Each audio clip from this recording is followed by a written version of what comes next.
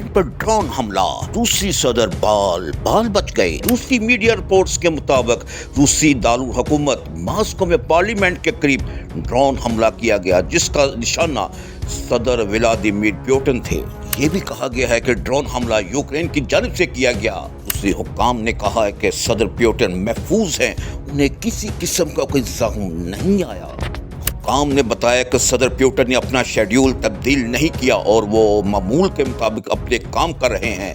Ukraine की जानिब से ड्रोन हमले में क्रेमलिन की बिल्डिंग को भी नुकसान नहीं पहुंचा। क्रेमलिन ने मुतनब्बे किया है कि रूस इस हमले पर जवाबी कार्रवाई का हक रखता है और इस कार्रवाई को दहशतगर्द हमला समझता है।